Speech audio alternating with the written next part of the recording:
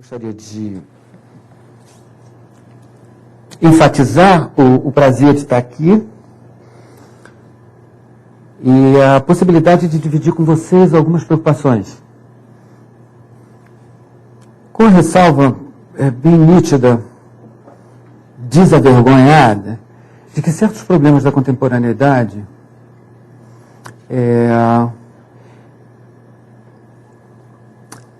não tem uma interpretação exaustiva. É muito diferente a gente falar sobre processos que estão em curso, de processos que já se completaram.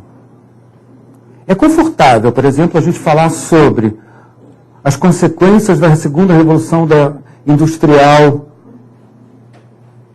e suas repercussões sobre a cultura e a economia na Europa na segunda metade do século XIX. Esse processo todo já se completou.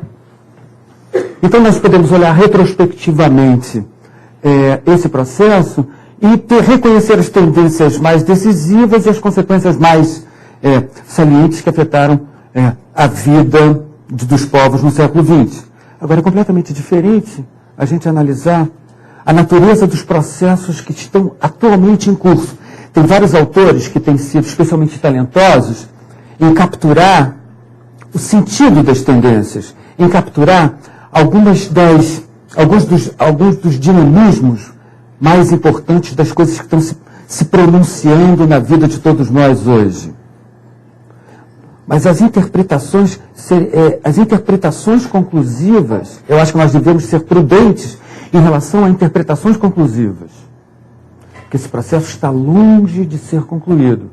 Nós somos protagonistas e vítimas de de processos que nos afetam de forma desencontrada, descontrolada, e sobre as quais a gente muitas vezes não tem o menor controle, e nem existem ainda forças sociais suficientemente organizadas de forma a terem capturado a natureza do processo e ter, porventura, imprimido uma outra direção a esse processo.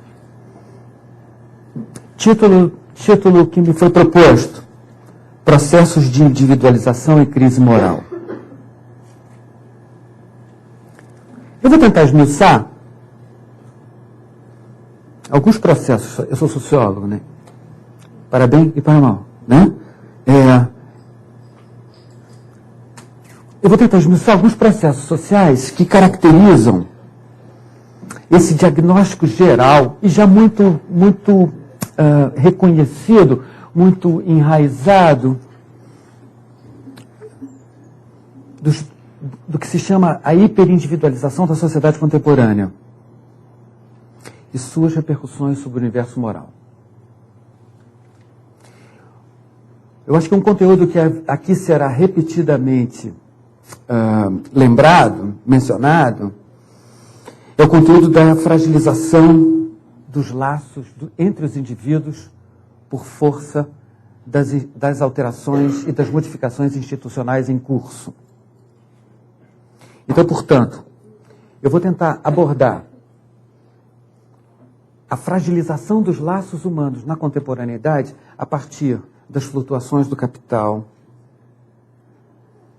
da reorganização produtiva chamada capitalismo da especialização flexível, do universo do mundo do trabalho, da vivência do tempo como eterno presente e as narrativas da mídia, a oferta de serviços para a construção da identidade no mercado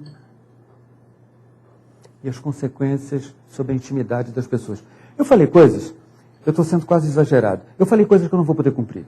Na verdade é o seguinte, eu estou mencionando as diversas dimensões em que, porventura, atuam, agem e interferem sobre a constituição dos processos de individualização na contemporaneidade e suas maiores repercussões sobre a vida íntima e sobre os laços entre os indivíduos na contemporaneidade, e vou mencionar esses aspectos que é o capital, o trabalho, a reorganização produtiva, eventualmente a ultrapassagem da possibilidade de controle do Estado Nacional sobre forças globais, a oferta de serviços para a constituição de identidade, tudo isso eu vou mencionar, vou estar longe de esgotar, mas acho que vale a pena, pelo menos, oferecer algumas interpretações em que eu não tenho originalidade na maneira de dizer essas interpretações, porque elas são consagradas e são oferecidas por autores bastante já conhecidos como Zygmunt Bauman, Anthony Giddens, David Harvey, Frederick Jameson, Ulrich Beck e tantos outros. Não, estou apenas fazendo uma espécie de recolhimento das interpretações que foram mais frutíferas, que a mim me pareceram mais frutíferas e que podem dar uma boa panorâmica sobre esses processos em curso. Primeiro, eu gostaria de fazer uma referência inicial de uma palavra utilizada pelo sociólogo polonês Zygmunt Bauman, que já está há uns 25 ou 30 anos em Leeds, é um dos autores mais, do meu ponto de vista, um dos sociólogos mais férteis da contemporaneidade. Um homem que era do Partido Comunista Polonês e foi expulso ou expelido do Partido Comunista Polonês, judeu e comunista na Polônia em 68, devia ser complicado, né? Em 1968, foi para Israel, depois foi para a Austrália, depois estabeleceu-se na Inglaterra. Um autor que nos últimos, deve ter, 20 a 30 livros publicados, seus últimos livros quase todos foram publicados no Brasil nos últimos anos. E em 2 livros dele, especialmente, que eu me lembre, são Em Busca da Política e Modernidade Líquida. Ele usa um termo alemão que é o seguinte: Unsicherheit. Unsicherheit.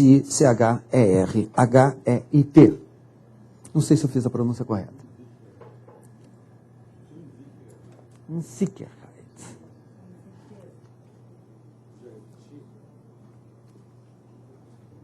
Unsicherheit.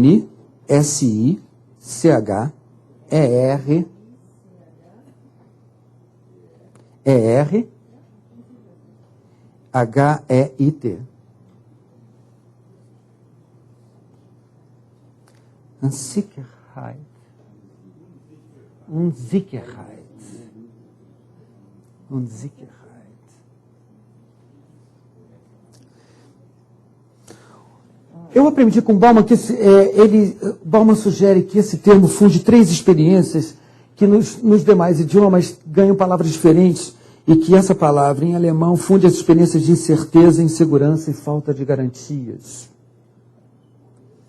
Então, acho que vou errar a pronúncia várias vezes, mas vou insistir, né?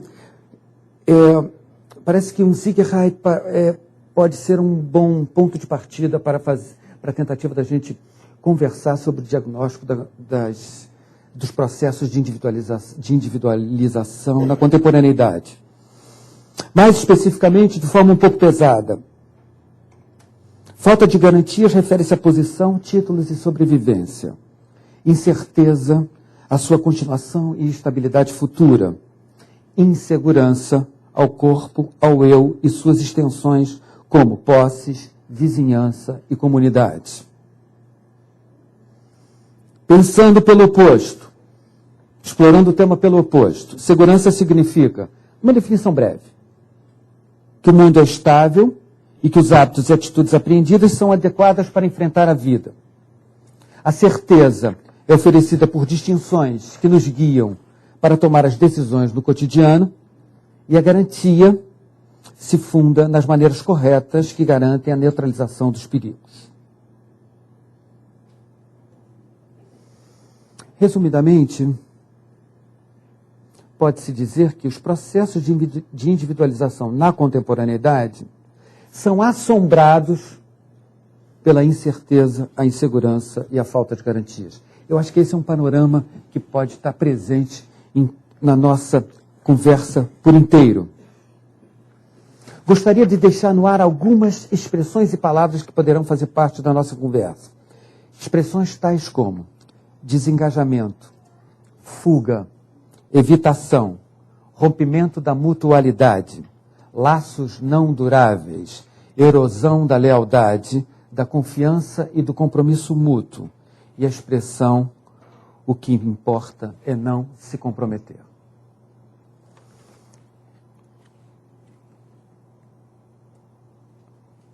Isso me faz lembrar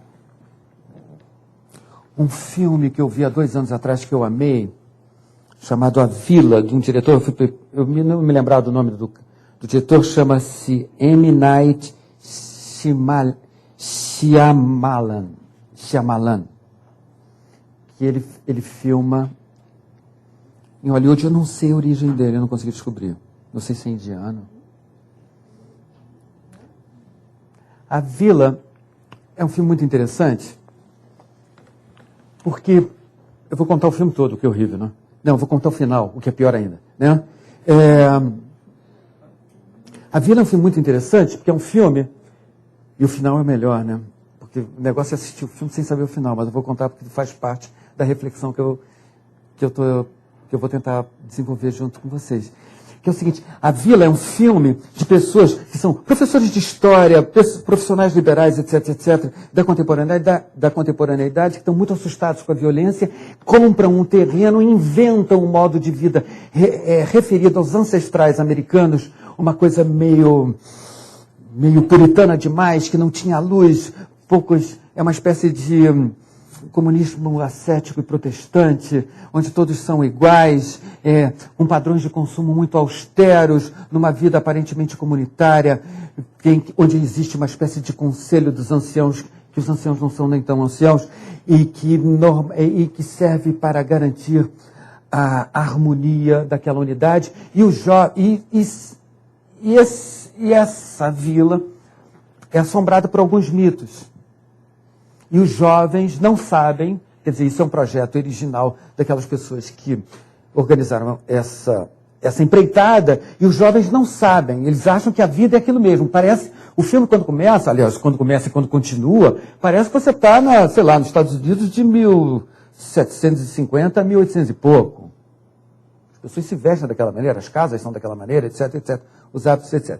E os jovens não sabem disso e não podem sair de determinados domínios, que são amplos, mas não podem sair, e que existe uma série de mitos aterrorizadores, que se saírem vai acontecer isso, aquilo outro, etc., etc. E ao longo do filme a gente vai descobrindo que aquilo tudo é uma grande, que inclusive os terrores, e que acontece ameaças mesmo, a garotada, são produzidos pelos próprios anciãos para manter a unidade original. Ou seja, em nome da segurança, você cria um mundo à parte, produz mitos aterrorizantes que produzem o sentimento de insegurança em nome da segurança. É um filme sensacional. Eu adorei o filme. E eu achei que é muito melhor do que muitos livros de sociologia, com certeza, né? Porque diz mais da vida, te dá um acesso mais direto a determinados traços da contemporaneidade do que, às vezes, muitos livros que dão uma volta imensa para te colocar familiar das coisas que te afetam. Esse filme te coloca muito familiar de coisas que te afetam, porque, em nome da segurança, pode-se criar essa ideia de comunidade harmônica, perfeita, entendeu? A salvo de todos os imprevistos, os descontroles. E as forças despertadas na modernidade é uma ideia louca. Essa ideia de comunidade é uma ideia assustadora. Essa ideia de um mundo inteiramente a salvo dos perigos contradiz o próprio dinamismo da natureza dos processos da modernidade mais avançada. E isso é impossível refrear. É impossível a gente querer criar um mundo lento depois que o mundo já alcançou tal velocidade. É impossível criar um mundo a salvo de todos os perigos quando a modernidade já despertou potências tão avançadas. Um bom intérprete disso foi um certo sujeito chamado Karl Marx. Escreveu numa frase o Manifesto Comunista chamado "Tudo que é sólido desmancha no ar", ou seja, o atordoamento do capitalismo é irrefreável. A primeira metade do Manifesto Comunista é o elogio do potencial revolucionário da burguesia. Aliás, Marx, o mais feroz crítico da burguesia, foi aquele que reconheceu com grande vigor o caráter revolucionário da burguesia e o caráter atordoante da modernidade. Tudo que é sólido desmancha no ar. Quantos autores já se debruçaram sobre essa frase? A Vila é um filme da metáfora de gente que, em nome da segurança, tenta parar o tempo. Ao tentar parar o tempo, cria a figura de comunidade ilusória harmônica. Ao criar a figura de comunidade ilusória harmônica, cria as bases da tirania horrorosa.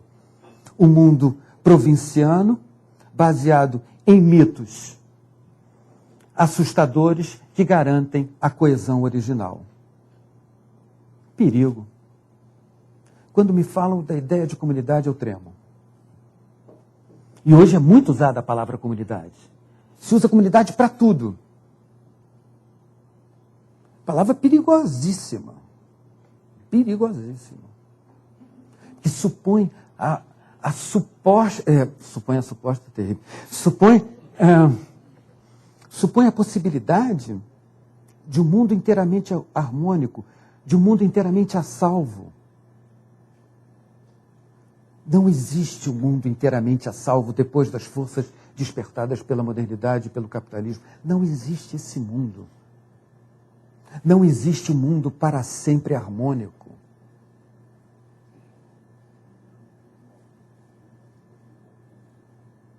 Essas forças estão despertadas e nós fazemos parte dessas forças. Essas forças nos constituem e não existe mais volta atrás. Nós podemos escolher como podemos ir para a frente. Isso me faz lembrar Karl Marx criticando os operários ludistas.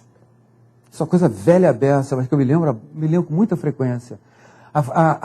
Marx tinha uma crítica muito feroz aos operários, aqueles comandados pelo grande agitador social inglês Edward Ludd, líder dos pobres, que os operários quebravam as máquinas por acharem que as máquinas eram a causa dos seus infortúnios.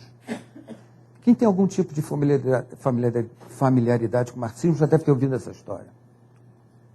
Marx era ferozmente contra o ludismo. Em vez de que ele dizia assim, não existe nada, quebrar as máquinas são desenvolvimento da inventividade humana. Nós temos que destruir as relações sociais que provocam esses infortúnios. E não as máquinas onde os homens entram em contato para sentir o seu sofrimento cotidiano. Nós temos que mudar as relações, a natureza das relações humanas que fazem com que a relação dos homens com as máquinas sejam isso. As máquinas são seres inanimados. Às vezes me parece que esse retorno à ideia de comunidade é uma espécie de ludismo do simbólico. Já que eu não posso enfrentar o sistema, eu volto atrás. Já que eu não posso compreender a natureza atordoante das forças da modernidade, eu tento criar um mundo para sempre harmônico, paradinho, regressivo, ao qual eu completo, supostamente, perigosamente autoritário. Essa ideia de que todo mundo hoje pertence a alguma comunidade. Perigo. Eu ainda, não é que eu creio, eu suponho que as forças despertadas da modernidade não estão sujeitas mais ao provincianismo comunitário. Esse mundo está lançado numa velocidade vertiginosa, onde não há volta atrás. É que nem se hoje nós, ludistas contemporâneos, dizemos assim, vamos quebrar todos os computadores porque eles são as causas dos nossos infortúnios. Eles são mesmo, em muitos momentos. É através dos computadores que o capital se move à velocidade do sinal eletrônico.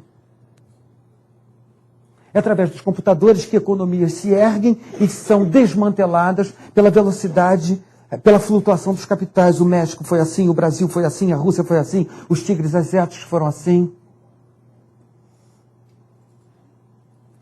Através dos computadores, o capital flui com a velocidade do sinal eletrônico. O que vamos fazer? Destruir os computadores? Isso é uma volta... Não existe. É irrefreável. E com isso eu não estou fazendo um discurso conformista dizendo vamos nos adaptar a essas feições atuais da globalização, da modernidade. Não, isso tudo traz novas tragédias. Eu gosto muito de uma frase de um filósofo marxista italiano, radical, aberto, chamado Antonio Negri, que escreveu um livro chamado Império, que diz, não adianta a gente fazer voltar atrás da globalização, a gente até tem que atravessar ela e sair do outro lado.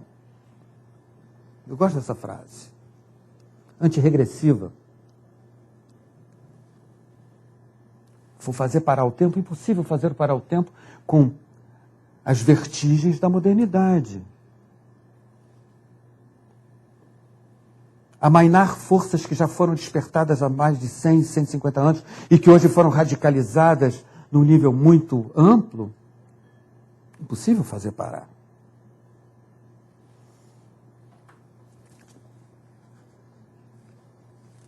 Por isso que eu gosto muito da... Comecei a falar da Vila, acabei falando da globalização.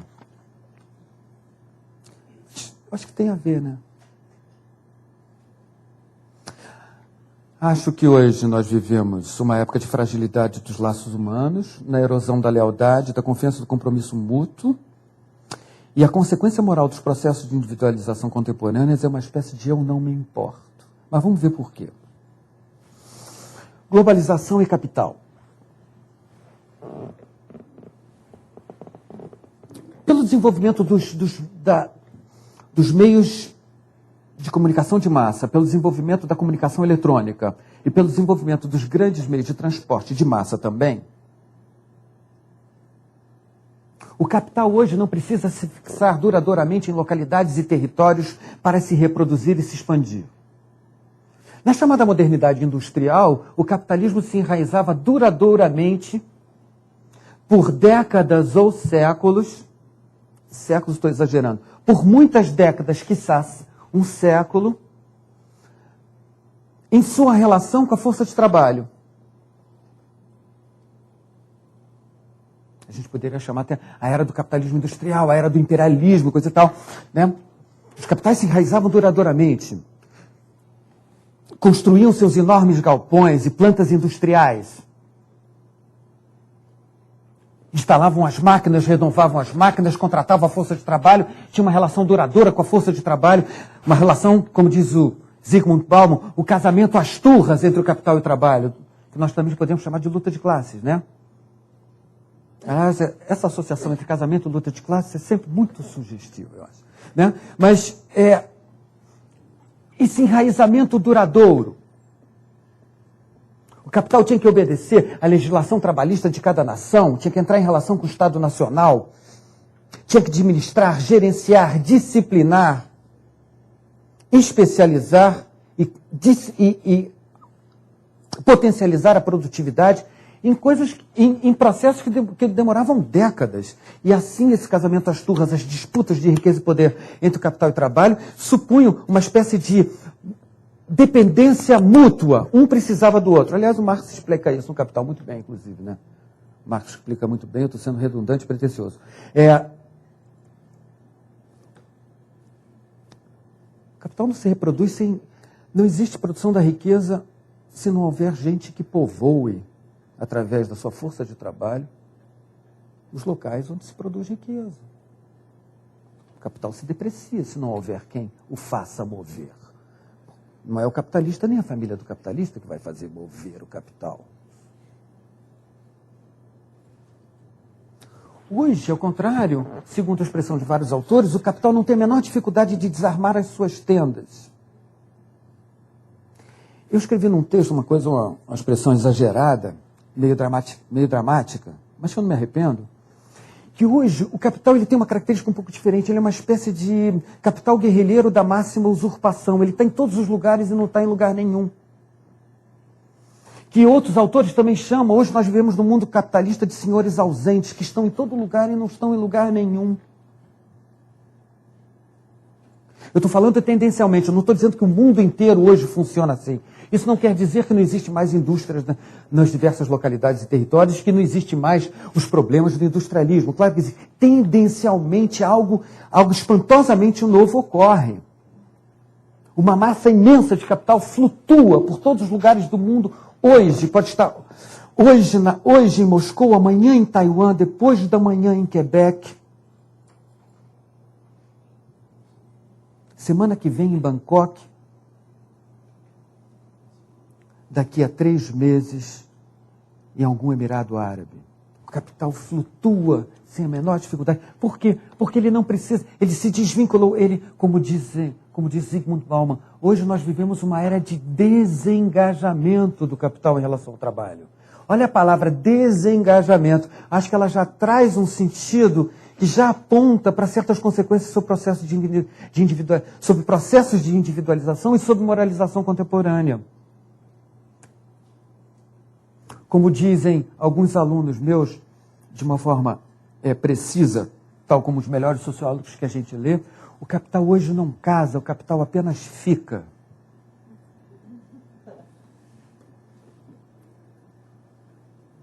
Por quê? Porque ele se move com a velocidade do sinal eletrônico. E ao se mover com a velocidade do sinal eletrônico, ele se desengaja da classe, ele se desengaja do trabalho, se desengaja da classe operária. É uma espécie de dominação dos nômades sobre os sedentários. Os sedentários não podem sair. O capital se move com a velocidade do sinal eletrônico por todo o globo terrestre, aproveitando as melhores oportunidades no menor espaço de tempo, com o acúmulo das informações que se sobrepõem e que são acumuladas também pelos computadores. As oportunidades frutificam. E às vezes esse capital não é feito por aquelas figuras caricaturais dos nossos jornais estudantis, com aquele capitalista, com aquele, aquele chapeuzão, né? E com aquele nariz grande, aquelas garras. Não é assim. Às vezes esse capital é a soma do dinheiro acumulado pelo trabalho de uma viúva de Utah, um marceneiro de Bruxelas, um professor canadense. São economias de pessoas que são traficadas por um dealer. Não é isso? Antigamente a gente achava que dealer era só de drogas. Não, é traficante. Ou seja, o cara, ele trafica, ele faz transitar essa massa de dinheiro no mundo todos os dias, que podem ser 100, 200, 300 bilhões de dólares. Claro que existem as multinacionais, claro que existem. Claro que existem grandes corporações que ultrapassam, estão muito além da capacidade dos Estados nacionais de controlarem seus movimentos e suas extensões e seu poder de penetração em todos os lugares do mundo. Claro que existe isso. Mas também queria reparar que no funcionamento do capital contemporâneo, o dinheiro não é só das grandes multinacionais, podem ser as economias de cada um de nós, de uma viúva de Utah, de um marceneiro de Bruxelas, de um dentista japonês. Estou inventando tudo agora. Mas isso é uma massa expressiva de dinheiro. Ora, se existe isso, o capital pode se desengajar do trabalho. Ele não precisa mais disciplinar para o trabalho. Ele vai onde estão as melhores oportunidades com uma velocidade imensa. Ele flutua, ele desarma as suas tendas. Ele é nômade. Ele não tem mais, portanto, as responsabilidades de lidar com a legislação, com os empecilhos das diversas legislações nacionais, porque os Estados nacionais estão doidos para que o capital flutuante pouse um pouquinho em sua seara. Não precisam mais disciplinar a força de trabalho e entrar em relação conflituada com os sindicatos e as disputas de classe que sempre caracterizaram o industrialismo. Eu não estou dizendo que isso acabou, estou dizendo que existe uma nova tendência e que o capital ganha novas liberdades, enquanto o trabalho não ganha.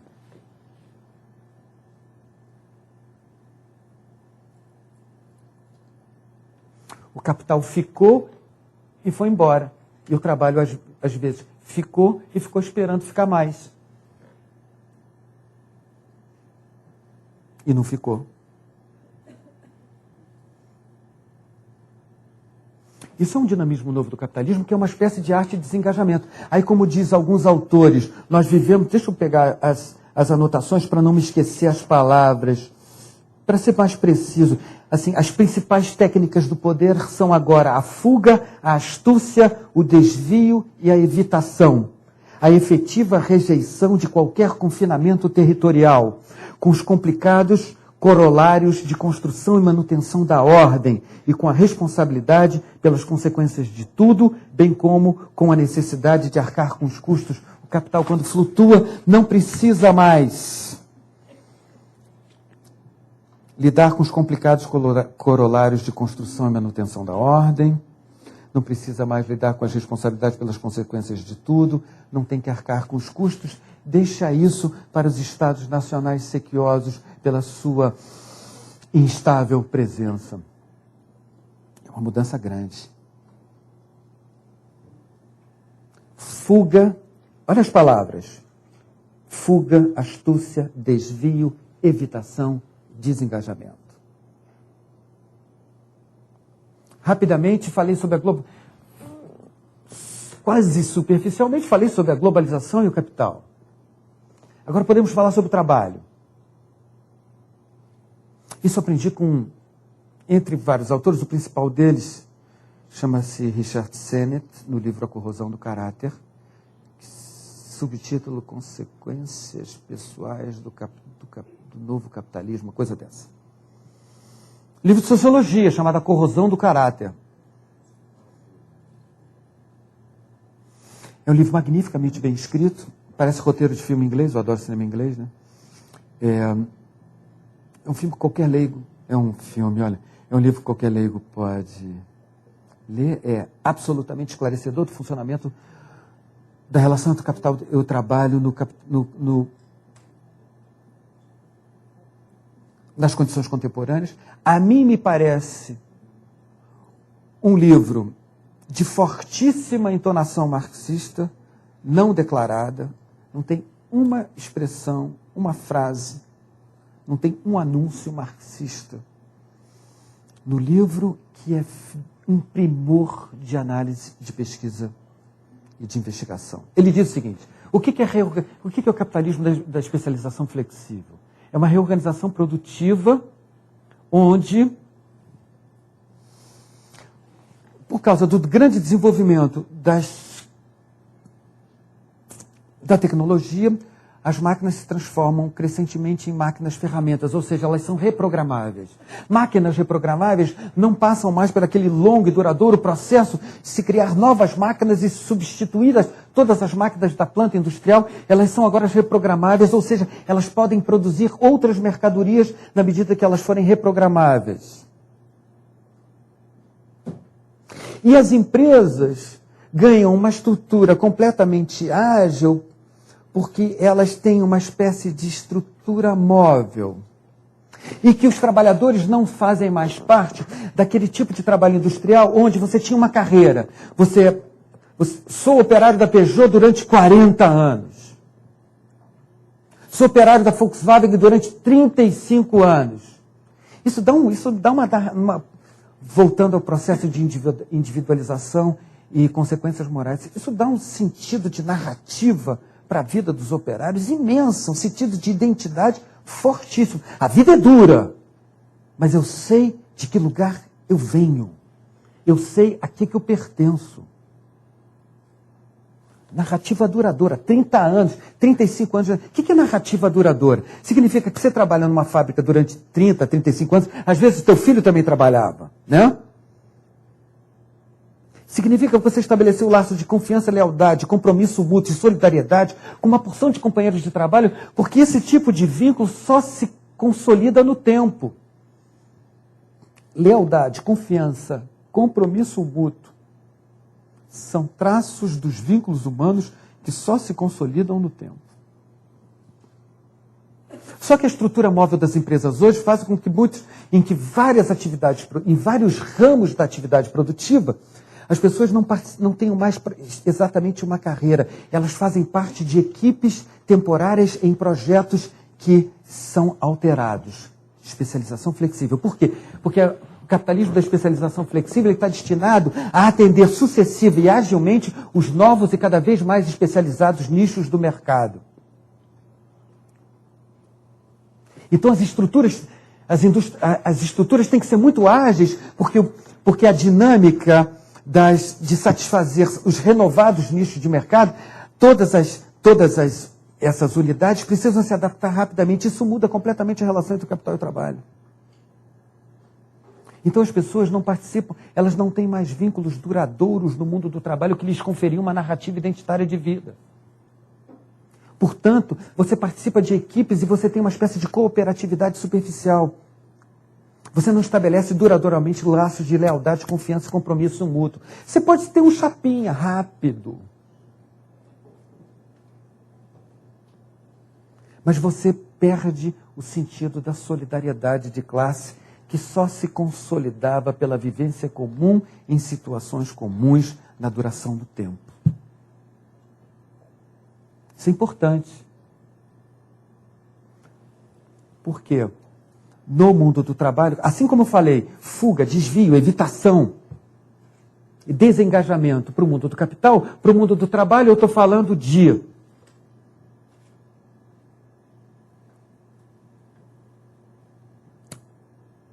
lealdade, erosão da lealdade, do compromisso mútuo e da confiança.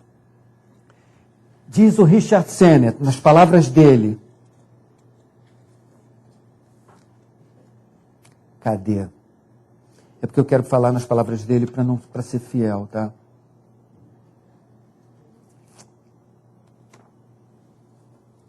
Isso provoca a corrosão do caráter. Título do livro.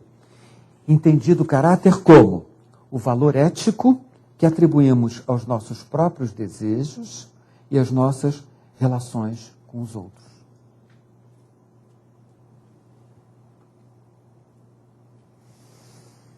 A realidade do capitalismo contemporâneo também está suprimindo outras coisas, né? Está suprimindo narrativas. Narrativas identitárias. Narrativas identitárias que eram fornecidas pela, como diz alguns autores muito interessantes, mais de inclinação marxista, pela força do número. Força do número é a chamada consciência de classe durante todos os 150 anos de pau puro do capitalismo contemporâneo. Pau puro significa luta de classes, disputa por riqueza e poder. Tinha uma narrativa identitária. O capitalismo contemporâneo... Isso não sejamos paranoicos, isso não é bolado pela burguesia, não. Tem gente que diz assim, a burguesia bolou isso para... Isso é uma espécie de funcionalismo, né? Parece que tudo é bolado antes na calada da noite, como se a história fosse uma espécie de trama diabólica feita em escritórios obscuros. Nada disso.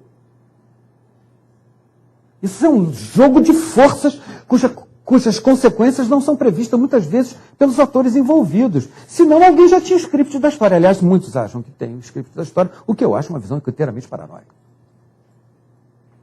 Eu já sei antecipadamente o que vai acontecer. Não sabe nada. A gente pode capturar, com a ajuda dos clássicos e dos contemporâneos, as tendências mais decisivas que estão afetando a vida de todos. Agora, como é que os atores vão se comportar e a consequência dos processos? Como? Já sei antecipadamente, não sabe nada. Então me prova. Eu já achei que eu sabia, muitas vezes, anos achando que eu sabia. Não sabia. Portanto, no mundo do trabalho, está se suprimindo também, e essas forças soltas da reorganização produtiva do capitalismo da especialização flexível, isso não é bolado maleficamente, nessas relações estão sendo suprimidas também narrativas fundamentais da identidade operária. Desengajamento, corrosão do caráter. Forma do capital, forma da atividade produtiva se realizar hoje que provoca a superficialidade dos vínculos. O que contribui, evidentemente, para um certo tipo. Porque o que tem consequência evidente sobre a vida moral, né? Vamos pensar 2 minutos, um minuto e meio sobre isso. Quando a gente fala de... no capital, no trabalho, nas relações laborais, coisa que, aliás, fornece a identidade de quase todo mundo em boa parte da vida, porque a gente passa, boa parte da nossa vida é passada trabalhando, ou então preocupado porque não tem trabalho. Mas a narrativa identitária do trabalho é fundamental. Ela não foi suprimida até hoje. Se a gente fala em fuga, desvio, evitação, desengajamento, e agora fala em descompromisso, rompimento da mutualidade entre o capital e o trabalho, erosão da lealdade e do compromisso mútuo, a gente está falando de seres muito pouco vinculados entre si. Nós estamos falando de um enorme esfriamento das relações humanas, cujas consequências morais são evidentes. E olha que eu só falei no mundo do capital, no mundo do trabalho. Eu posso ser até tomado por um marxista ortodoxo. Não foi essa a intenção. Mas são aspectos importantes.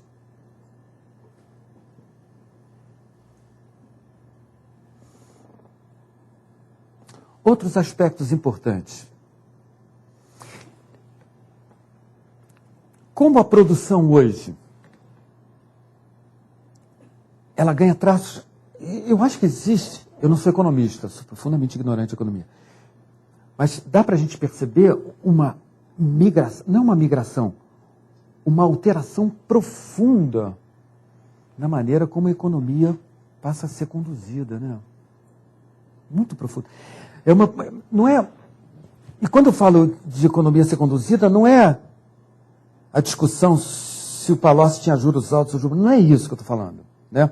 Eu estou falando como é que esse mundo, onde essa flutuação de capital é tão frequente, tão diária e tão à revelia dos Estados nacionais, consegue ultrapassar tanto a legislação nacional, que a produção, ao mesmo tempo, com os meios de comunicação de massas atualmente existentes, e uma produção ininterrupta de narrativas da mídia que convida ao consumo, o consumo parece que se sobrepõe de muito à produção. Aquela coisa que a gente via do capitalismo industrial, o que conta é a produção. Esse mundo é decifrado pela produção, coisa e tal. E tem um marxista americano chamado Frederick Jameson, um livro chamado Pós-Modernismo, a Lógica Cultural do Capitalismo Tardio, em que ele fala que é absolutamente fundamental para a reprodução do capital contemporâneo as narrativas da mídia. E que diz o seguinte, que ele chega a uma interpretação semi-original, bastante heterodoxa, assim, hoje eu não vejo mais determinação da infraestrutura sobre a superestrutura, não. Eu vejo uma fusão entre a infraestrutura e a superestrutura, porque o capitalismo não consegue mais se reproduzir se não for as narrativas da mídia convidando permanentemente ao consumo e invadindo o imaginário das pessoas, como ele diz, colonizando o inconsciente das pessoas, ou seja, atingindo o universo das fantasias e dos desejos. Isso não tinha sido colonizado anteriormente pelo capitalismo industrial. Suprimiu-se uma narrativa identitária da classe operária? Suprimiu-se. Não é que alguém suprimiu, não, estou dizendo de forças livres na história. Consequência também da história, o fato de que o capitalismo ganhou uma determinada dimensão que hoje coloniza regiões que não eram colonizadas antes. É como se fosse uma espécie de trazer o inconsciente para o universo do mercado. Trazer as fantasias para o universo do mercado. Trazer uma região da experiência individual humana que ainda não estava atingida pelo capitalismo. Isso é poderoso. Ele disse, eu não consigo mais compreender separação entre infra e superestrutura. Para mim, é uma tese heterodoxa, eu não vou entrar nesse mérito, porque é inteiramente secundário em relação ao que a gente está falando. O que é melhor é a descoberta que ele faz, a colonização do inconsciente. Qual é a consequência teórica disso? A gente vai dando na vida, né?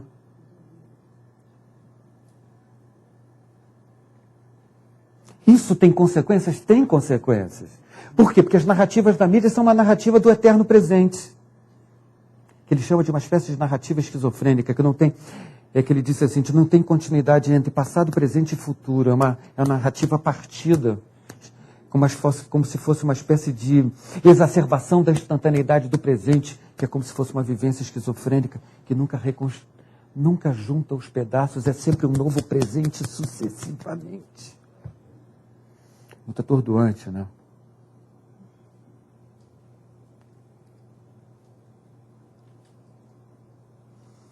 O Jameson acha isso.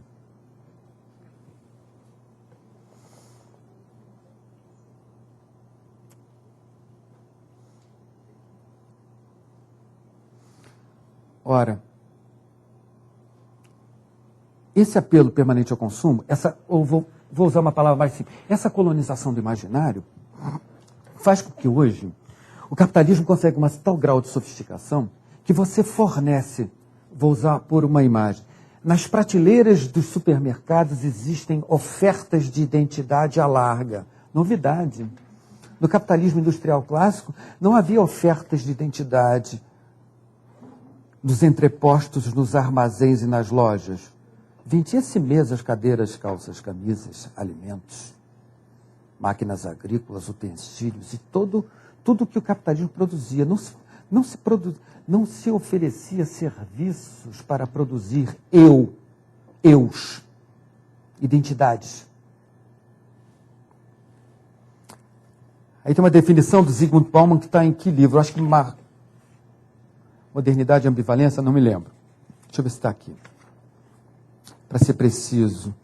Ele cria um conceito que eu acho super interessante. Se eu não tiver trazido a definição precisa, eu acho que eu sei reproduzir. É um conceito chamado de identikit. É um conceito mesmo. Ele inventou esse conceito. Identikit.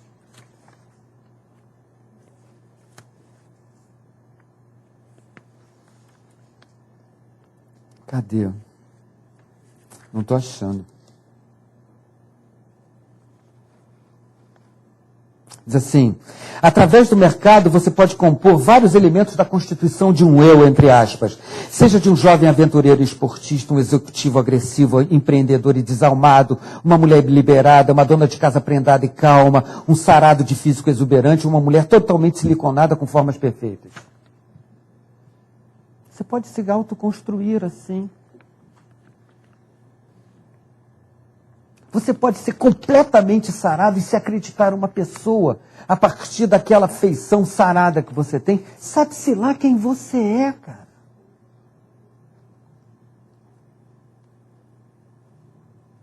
Você pode ser uma senhora de 65 anos que usa aquela, entendeu? Totalmente lipoaspirada, siliconada, com hábitos e comportamentos que o mercado te oferece, serviços de comportamento que o mercado te oferece, e você se sente uma gatinha. Mas isso, eu não estou falando isso moralisticamente, não. Eu acho que cada um deve viver da forma mais livre que se lhe aprouver. Imagina, muito longe do moralismo, né? Mas o mercado oferece uma gama de serviços extraordinariamente ampla para as pessoas se autoconstituírem. Isso tem a ver com as narrativas identitárias contemporâneas. Isso me faz lembrar um outro delirante dos anos 60, chamado Guy Debord, que escreveu um livro chamado A Sociedade do Espetáculo, que ele diz que ele se considerava marxista de lugar nenhum. Cineasta e filósofo. A Sociedade do Espetáculo está publicada em português. É um livro que a gente vai ler e não entende nada, e é maravilhoso. Né? Quer dizer, não entende nada no sentido acadêmico. Ele não tem capítulos, ele tem 220 e poucos textos escritos, 220 e poucos pontos desenvolvidos, você entende melhor alguns e outros menos. Mas é absolutamente revelador. Ele antecipou a Sociedade do Espetáculo, que é a sociedade que a gente vive hoje, o mundo das celebridades. Ele escreveu isso nos anos 60. Que, aliás, influenciou muito um filósofo que eu gosto muito, que teve lá na Fluminense há uns 3 meses atrás, chamado Giorgio Agamben, que escreveu um livro chamado Homo Sacer, que é um livro muito interessante. E também escreveu um outro livro chamado Estado de Exceção. Escreveu vários, esses foram os que saíram em português. Um autor radical até, muito, muito interessante. Através dos identikits, as pessoas podem comprar também a sua identidade. Isso não tem importância sobre a moralidade contemporânea. Características da contemporaneidade é você comprar produtos para se individualizar enquanto eu. Aí, se a gente fosse ser jamesoniano, completou-se o processo de colonização do imaginário, de colonização do inconsciente. Completou-se. E não completou-se o nível simbólico da cultura, não, nos supermercados, nas prateleiras. É literal. O simbólico está lá nas prateleiras. O que é uma coisa muito pronunciada. Essas mudanças têm 40 anos. Isso vem se processando nos últimos... É muito pouco. E, como eu falei no início da minha... Eu não sei quanto tempo eu estou falando. Como eu falei no início da minha comunicação, isso são processos em curso, processos incompletos, a gente nem sabe quais são as consequências últimas. Eu apenas aprendi com Sennett, Bauman, Jameson, Giddens, Harvey, quem mais? Todos os outros que eu citei e que me esquecia. Características e tendências desse processo. que afeta, evidentemente, ou seja, completa-se um certo... delineia-se certos traços de individualização, que implicam desengajamento entre o capital e o trabalho, implicam desvio, evitação e fuga, implicam corrosão da lealdade, do compromisso mútuo, da confiança, implicam esfriamento das relações humanas, implicam, no fundo, o isolamento de um em relação ao outro, porque, na verdade, o inconsciente está colonizado. Já se produziu historicamente a possibilidade de colonização do inconsciente. Eu acho que, como muitas vezes eu falo para os meus alunos, quando a gente conversa sobre essas coisas, não é necessário que a gente tome Lexotan para dormir. Quer dizer, porque às vezes parece tudo muito assustador. Não é assim. Né? Às vezes a gente até toma, né? Mas não é assim. São processos que estão acontecendo e que são decisivos para a constituição do eu, das identidades, da participação política, porque pessoas que são assim, elas são avessas ao espaço público. Pessoas atemorizadas, incertas, inseguras, são menos predispostas aos riscos da ação coletiva. A configuração do capitalismo contemporâneo já limita o espaço público. Tudo isso são alterações muito decisivas na contemporaneidade. Então eu tentei dar um panorama de como é que isso afeta os processos de individualização e como é que isso pode ter repercussões na vida moral. Vou colocar duas questões para você que tem preocupado a gente aqui. O primeiro, o Bauman escreveu um livro sobre comunidade e colocou essas preocupações que você fez hoje aqui. Eu concordo integralmente. E ele acabou de escrever um livro sobre identidade, que ele liga com o tema do comunitarismo e com a comunidade, e também diz que esse é um sonho que nós devíamos deixar guardado. Não é? Então eu queria que você falasse um pouco. No ano passado a gente passou um ano aqui discutindo o tema da identidade. Ah, sim. Porque todas as pesquisas que nós fizemos, todas as conversas que nós tivemos, mostraram que esse é um tema que nos angustia muito, porque nós temos que inventar identidades. Elas não estão mais disponíveis aí. E isso angustia e preocupa. Queria que você colocasse essa questão. Em segundo lugar, a questão que você colocou muito, os vínculos sociais estão muito mais complicados hoje, a questão do descomprometimento, desengajamento e tudo isso, que nós estamos vendo a todo momento. Então, problemas no coração aí da confiança, da lealdade. Se tudo isso está problemático, do que se trata é que a ordem social está problemática. Quer dizer, pegar todos a sociologia foi, o grande tema da sociologia é sobre a ordem social. E se tudo isso, se nós não temos mais, então, os graus de solidariedade, né, de generosidade, tudo isso está em questão, está problematizado hoje. Então, do que se trata é que nós temos que descobrir por que a ordem social continua vigindo. Não é? Quer dizer, ainda nós acordamos de manhã e as coisas funcionam, né? A água está ali, a iluminação está ali, o Estado continua funcionando, bem ou mal, e a família continua funcionando. Então, há um outro tipo de ordem social que está a pilares novos, estratégias novas, não é? Que continuam fazendo que a sociedade esteja de pé e funcionando. Uhum. E seja o Bauman, seja o Giddens, seja o Bates, eu acho que essa questão, que eu acho que talvez o Torreni coloque melhor, o Torreni está vindo em agosto aí, vamos ver se a gente consegue trazê-lo aqui com a voz, porque há novos tipos de socialização e de institucionalização que estão funcionando e que eu gostaria muito que você tratasse e conversasse sobre isso conosco agora. Vou te dar respostas inconclusivas, evidentemente, porque a ordem de problemas que nós estamos conversando é uma ordem de problemas inconclusiva, né? Inclusive, todas as questões que a gente mencionou agora são inconclusivas, né? Primeiro problema que você levantou, a questão de identidade. Quando você estava falando, eu me lembrei do Giddens, que você citou 2 frases depois. Tem um bom livro do Giddens chamado As Consequências da Modernidade, onde ele fala uma coisa muito interessante, que ele diz o seguinte: a passagem da sociedade tradicional para a sociedade moderna criou um grave atordoamento que provocou insegurança ontológica nas pessoas, insegurança do ser. Por quê? Porque antes havia contextos tradicionais de confiança. Ou seja, as identidades eram atribuídas: família, tradição, religião e comunidade, relações de parentesco, religião, comunidade, vizinhança.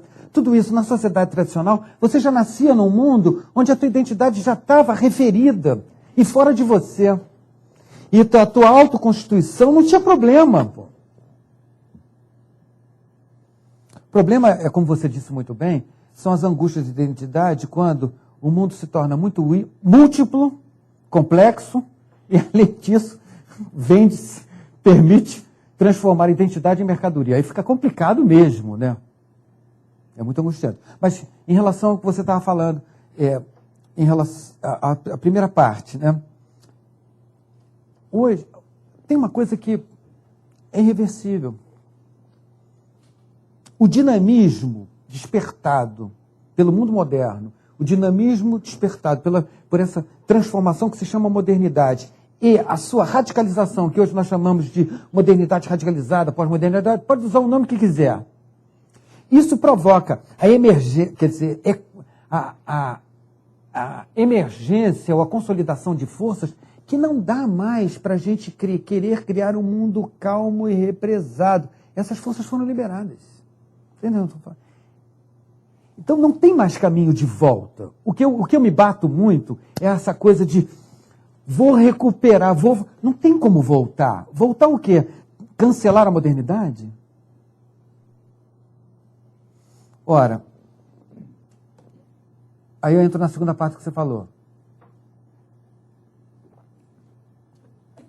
A questão é da ordem social, claro que a questão é da ordem social, mas a ordem social foi analisada por nós todos durante os últimos 100 ou 150 anos como a ordem social que tinha que ser analisada nos seus fundamentos da economia política ou nos seus traços fundamentais, dos seus conflitos básicos de classe, para que ela fosse superada por uma ordem social mais feliz, etc, etc, etc.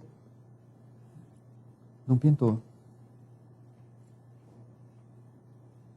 E, ao mesmo tempo, a natureza dos novos processos, que não foi comandado por nenhum cérebro maligno, eu insisto muito sempre nisso, porque senão é a visão paranoica da história, como se houvesse uma espécie de malignidade própria, até mesmo no cerebelo das classes dominantes. E olha que eu sou bastante crítico em relação a isso. Mas não é assim. É um jogo de forças, né? De consequências não previstas antecipadamente por cada um dos atores. Ora, se assim ocorre, está havendo uma série de mudanças, ou seja, um conjunto de alterações institucionais que colocam novos problemas que você pergunta, mas vem cá, por que o mundo ainda funciona? Por que o Estado ainda funciona? Por que existe a passividade? Por que esse mundo não é...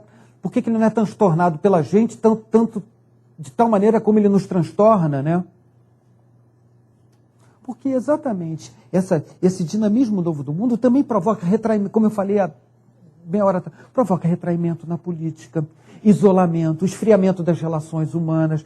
Trata-se de recuperar certas forças e certas potências. O que esses autores estão tentando ressaltar nesse nível é que se trata de recuperação de certas potências que estão sendo, digamos, subtraídas por um determinado dinamismo social e que podem ser recuperadas como possibilidades novas da maneira como os homens irão possivelmente reinventar instituições. Por quê? Eu acho que tem uma questão de fundo aí. Talvez não se tenha mais no horizonte aquela ideia da transformação total das relações sociais que vão dar origem a um novo mundo. Que era um tema que estava subjacente à tua pergunta. A questão da ordem. Então, portanto, trata-se de, eventualmente, capturar as tendências e delinear os personagens que serão capazes de protagonizar essas invenções. Invenções sociais no sentido de despertar as forças que estão represadas pela natureza dos novos vínculos sociais que provocam esfriamento das relações humanas, desengajamento, corrosão do caráter, ausência de compromisso mútuo, todas essas coisas que nos afetam, mas que isso pode ser disseminadamente experimentado e pode também produzir novos fatores adiante, que significa uma recuperação dos laços de solidariedade, etc, etc, etc. Trata-se primeiro de localizar os fenômenos e saber o quanto que eles estão nos afetando, para depois saber se nós poderemos inventar alguma outra nova institucionalidade para isso. Exemplo, rápido, porque eu já estou me estendendo demais na resposta. Uma das consequências do desenvolvimento da globalização e desse tipo de mentalidade foi o desmantelamento do welfare state nos últimos 25 anos. O welfare state era uma coisa preciosa. Nós podemos até, inclusive, ter uma visão muito crítica, mas o welfare state significava a possibilidade da sociedade se responsabilizar pelo destino dos seus componentes mais frágeis. Não é isso que é o welfare state? Que vai numa gradação desde os mais frágeis aos menos frágeis. O nome disso chama-se uma rede de proteção social. Nos últimos 20, 25 anos, os projetos de desenvolvimento social têm desprezado a construção institucional do welfare state, ou seja, tem desmantelado o welfare state. Isso aumenta a sensação, cadê o meu? Unsicherheit.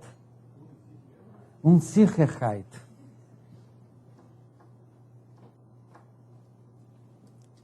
Discussão, trata-se de reinventar o welfare? Trata-se de reinventar formas globais de controle do capital para que haja um certo tipo de beneficiamento global perante uma movimentação global? Mas eu acho que o que está subjacente a isso é uma tentativa de localização dos fenômenos, porque o esfriamento das relações humanas se dá em diversas esferas da vida. Mas o problema é o seguinte, o processo está em curso. Se a gente estivesse falando da segunda metade do século XIX, era mais fácil. A tua preocupação, a minha preocupação, você falou, ano passado a gente passou o ano inteiro discutindo identidade. Está em curso, né? É isso.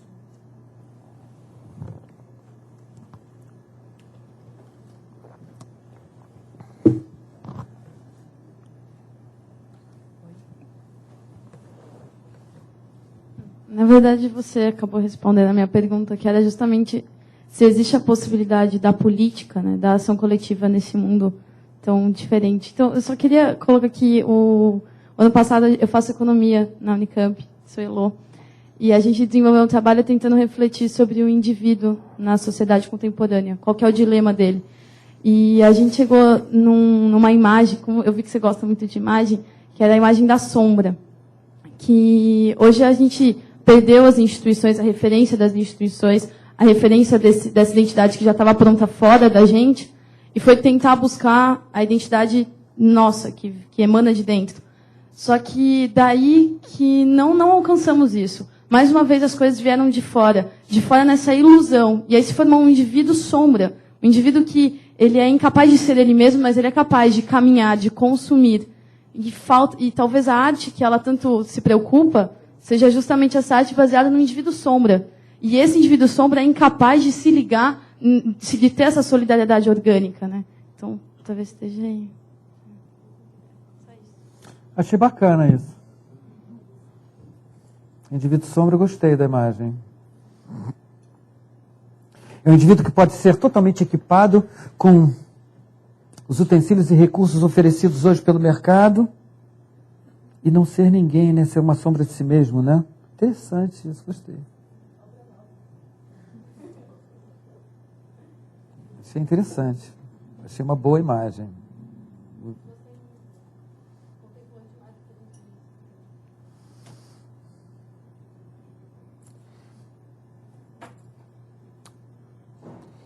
Quando você estava falando logo no início, eu só fiquei pensando uma coisa superficial, que é o seguinte, o que eu tentei hoje fazer foi tentar dar um panorama.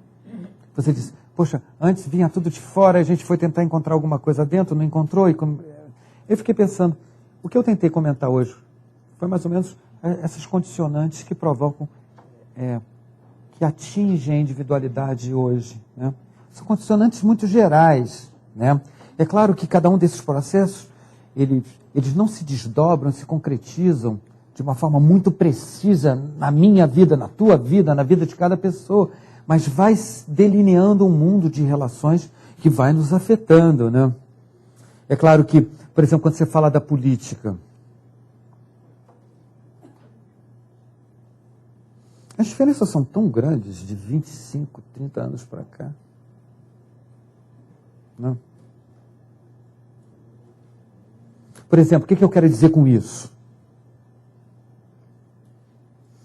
Eu não sei se essas coisas vão voltar, mas, por exemplo, se você pega um ano marco, 1968, a explosão política, cultural, era de tal ordem variada, em tantos lugares do mundo, era uma aspiração de um novo mundo que tinha diversas feições, né? Depois tem outras iniciativas políticas, mas hoje essa ênfase no consumo faz com que as pessoas, parece que a solução de vida das pessoas está nos êxtases que o mercado poderá oferecer, ao invés das utopias que prometem uma nova vida. Essa é uma questão complexa, e isso inibe muito a participação pública. E como o consumo ele oferece êxtases variados, ele é muito atraente, né? Às vezes, as pessoas sentem que seus problemas privados não podem se tornar causas comuns. Isso, só completando a frase. Isso é uma coisa muito importante, porque em épocas anteriores da história, as pessoas achavam que seus problemas privados podiam se transformar em causas comuns. Né? Por exemplo, como a gente estava comentando antes, né? Uma determinada situação de você trabalhar 30 anos no mesmo lugar, com mais 2.000, 3.000 caras que fazem a mesma coisa que você. Quer dizer, os teus problemas, os teus sofrimentos privados poderiam muitas vezes se transformar em causas comuns e se transformavam. Hoje, com a especialização flexível, você tem uma vida, você participa de um projeto. Aí você está numa equipe, aí você já participa de outro, já está em outra equipe. Não vai criar laço duradouro nunca com ninguém, né? E eu acho que isso tem consequências sobre a política. Tem muitas consequências sobre a política e, na verdade, eu acho que a minha geração, ela sente todas essas transformações, esses panoramas gerais, de uma forma muito intensa e muito angustiante. A gente tenta fazer movimento estudantil lá na Unicamp. E a gente percebe que você tem dois lados. Você tem o lado das pessoas que estão agora voltadas ao consumismo, porque realmente não conseguem ver uma ponte para que seus interesses individuais se transformem em dilemas coletivos. E você tem do outro lado quem não aceita a nova onda, quem está tentando regredir para achar ação coletiva, quem está tentando voltar no tempo para achar ação coletiva. Isso é um conflito enorme, porque, e daí, como a gente faz política? Acho que você fez um diagnóstico muito interessante. É o nosso dia a dia lá. Aí Não, a você gente fez um tá diagnóstico. buscando. Porque, de um lado, mas também, às vezes, do nosso lado, tem uma inclinação regressiva pesada, né? A gente vive nesse paradoxo em nós mesmos, cada um dos indivíduos. Que a gente quer, sabe? Cair na regressão, de fazer voltar atrás a roda para parar, né? O negócio é saber como é que a gente vai sair, como diz o Negri, né? Como é que a gente vai sair do outro lado? E não dizer o seguinte, vamos voltar o túnel tudo de volta. Não tem voltar o túnel de volta. Como é que a gente vai sair lá? Né? Mas é isso. Hoje, os movimentos sociais, o que eu sinto aqui no Brasil, estudando e vivendo um pouco, é justamente a vila, os movimentos sociais tentando reconstituir aquela segurança. Tentando, de alguma forma, encontrar um projeto de estado, de sonho, que reconstitua a segurança. Sei. E que eu saiba, uma nova ordem não pode ser... Qualquer nova ordem baseada na justiça social e na emancipação humana não pode ser baseada na homogeneidade, cara. Todo mundo igual não vai dar certo. Não é que não vai dar certo do ponto de vista ideológico. Essa ideia de um mundo para sempre perfeito e harmônico não é compatível com o dinamismo despertado da vida contemporânea. Não é possível mais amainar forças, como é que se chama? Não é mais possível domar forças que já foram despertadas. Se você tem que inventar um novo mundo, você tem que inventar um novo mundo que aproveite forças livremente despertadas e não domesticadas, porque aí é regressivo.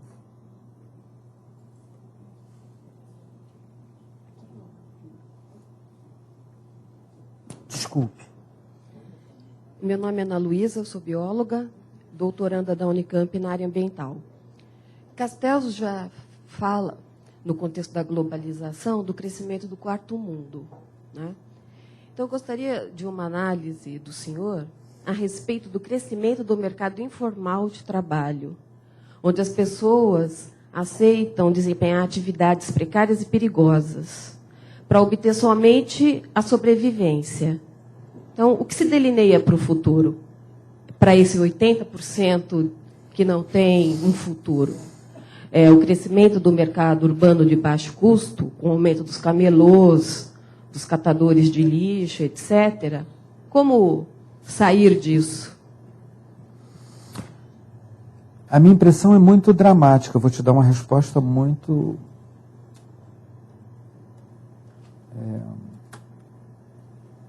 triste, quer dizer, sobre essas coisas. Nessas coisas eu sou meio... Eu tinha comentado ainda há pouco sobre um filósofo italiano chamado Giorgio Agamben, que escreveu um livro chamado Homo Sacer. Homo Sacer é a categoria que obscura do antigo direito do Império Romano, que são seres humanos que são sacrificáveis, não podem ser nem sacrificados aos deuses e, portanto, são seres que podem ser mortos sem que isso signifique nenhuma culpa para ninguém. A sociedade não se sente culpada pela extinção e pela morte, pela aniquilação do Homo Sacer. O Giorgio Agamben faz uma reflexão sobre a política contemporânea e ele acha que o Homo Sacer está na base de um certo tipo de dominação política que hoje está ocorrendo. A minha impressão sobre a tua pergunta é que uma parte da humanidade hoje se tornou Homo Sacer.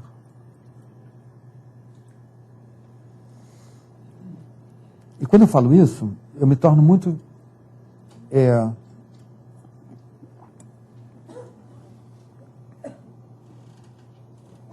Eu me torno distanciado, eu me sinto distanciado da tua pergunta final, que é qual a solução? Eu acho que primeiro a gente tem que saber qual é a magnitude do problema. A solução para problemas contemporâneos dessa magnitude, ela não está à vista. As sociedades podem criar, por exemplo, circunstâncias sociais. Os estados nacionais podem criar políticas econômicas que possam fazer um aproveitamento maior da mão de obra. Mas existe camelô na Avenida Rio Branco, no Rio de Janeiro, em São Paulo, como existe camelô em Paris e nas grandes cidades do mundo. Quando você disse o quarto mundo, eu diria até o seguinte: o terceiro mundo já está dentro do primeiro mundo. As revoltas, a revolta dos banlieues em Paris, há quantos meses atrás? 3 ou 4? Já chegou. Mas aquilo não é ainda Homo Sacer, é pior. Homo Sacer é aquele que pode ser morto sem que a sociedade e a institucionalidade reconheça direitos políticos à existência física dessas pessoas. São grandes contingentes de africanos, grandes contingentes de brasileiros e latino-americanos, grandes contingentes de asiáticos e um bom contingente de europeus da Europa Central. É muita gente no mundo hoje que morre como mosca. Isso é Homo Sacer. Aprendi com Agamben também uma frase do Hitler, dizendo que todo mundo chega e diz assim: o problema é que os judeus foram mortos por uma grande arquitetura preconceituosa e industrial dos nazistas. O Agamben, que tem origem judaica, diz corajosamente: o problema não é esse, o problema é que Hitler dizia que os judeus tinham que morrer como piolhos. Não é como uma grande empreitada industrial, e sim pela sua desimportância enquanto ser, pela sua pela sua absoluta desexpressividade do ser, pela desimportância de ser. Portanto, matá-los não. Seres tão desimportantes podem ser mortos como piolhos. Ou como existe na nossa linguagem, né? Morrer como moscas, né? eu acho que uma das partes eu acho que a gente tem que, antes de responder, perceber, pelo menos só me sinto autorizado a falar isso para você. Eu acho que a gente tem que perceber a magnitude do problema. Eu acho que as sociedades precisam se responsabilizar, se envergonhar nisso. Envergonhar não no sentido piegas e idealista do termo. É se envergonhar politicamente do fato das pessoas poderem morrerem como moscas. Eu acho que a sociedade europeia deve se envergonhar da xenofobia e de deixar os imigrantes morrerem em caminhões frigoríficos ou em barcos que chegam aos litorais da Espanha ou quando tentam chegar naquela cidadezinha que é domínio da Espanha e morrem na grade lá na África. Eu acho que as sociedades têm que começar a se envergonhar dessas coisas e se tornar um problema político e esses grandes contingentes começarem a ser reconhecidos na sua existência enquanto seres humanos, na sua existência constitucional e na sua existência política. Aí eu acho que essa voz começa a ser ouvida. É muito menos do que você pediu.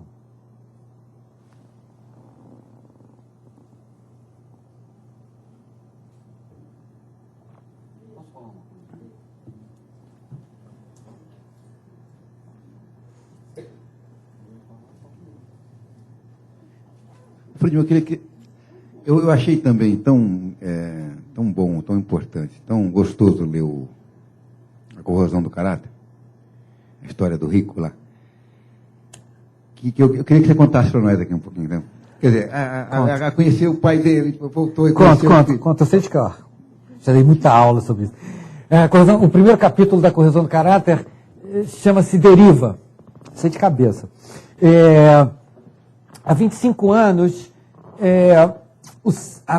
25 anos antes de escrever A Corrosão do Caráter, que deve ter sido escrita, eu não estou com o livro aqui, que deve ter sido escrita por volta de 2000, mais ou menos, 25 anos antes, nos anos 70, o Richard Sinek, que já era um bom pesquisador sobre a classe operária americana, fez um livro chamado The Hidden Injury of Class, e entrevistou um faxineiro, que ele dá o nome de Enrico. E na época ele faz uma pesquisa sobre as vivências e a experiência da classe operária, de setores operários nos Estados Unidos, nos anos 70. E quando ele vai escrever A Corrosão do Caráter, o primeiro capítulo é dedicado ao filho do Enrico, que ele chama de Rico. O Enrico, que era faxineiro de um edifício comercial de Boston, do centro de Boston, e a mulher dele, que era passadeira, que eu me esqueci o nome, eu adoro lembrar dos nomes, né? Conseguiram, durante 25, 30, 35 anos de carreira, através de um trabalho abnegado, permanente, esforçado, definir como um projeto de vida, juntar dinheiro, mudaram para os subúrbios de Boston e conseguiram pagar a universidade dos 2 filhos.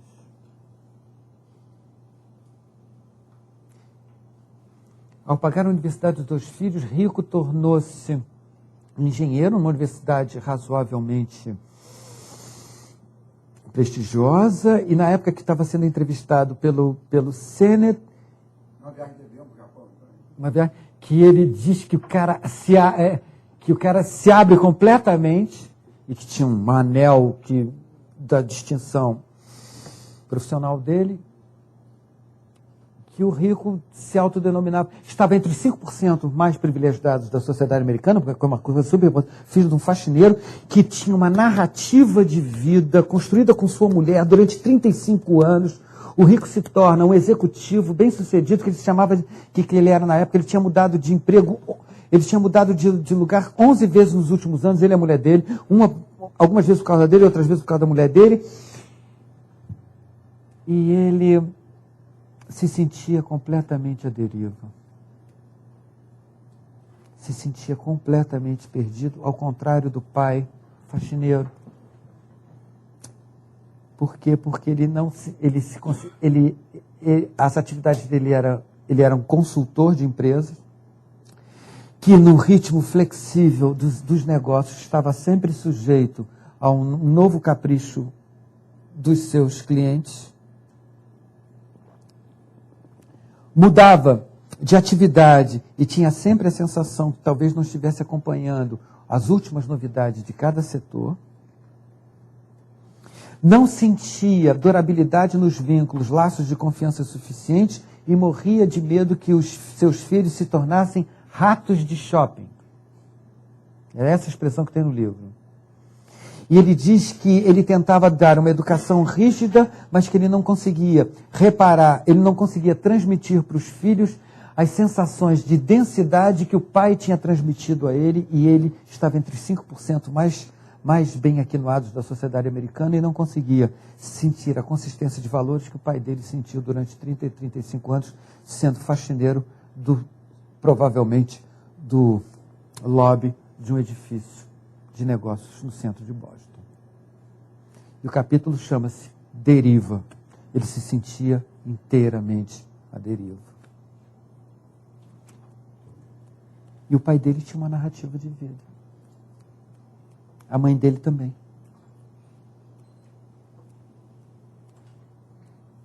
É sobre isso que é o capítulo.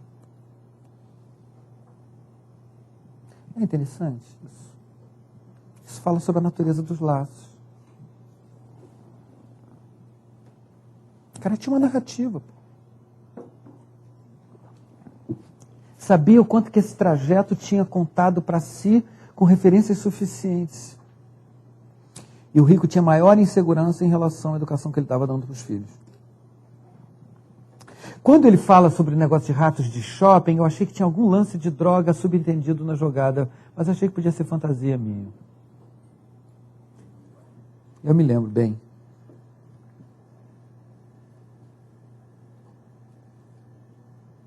Isso me faz lembrar um cineasta americano jovem que já fez alguns filmes muito bons. Os últimos filmes dele foram meio droga, mas um cara chamado Kevin Smith, se não me engano, esqueci os nomes dos filmes dele, que ele fala sobre a juventude de Nova Jersey. É bacana o cara. Eu gostei dos filmes, esqueci. Esqueci o nome dos filmes. Sendo que um deles, até um filme sensacional, a Alison Morissette faz o papel de Deus. Alguém lembra desse filme?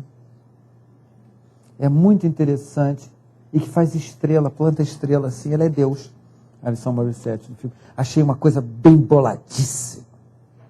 Botar uma cantora juvenil de rock and roll de Deus é gênio. É muito interessante.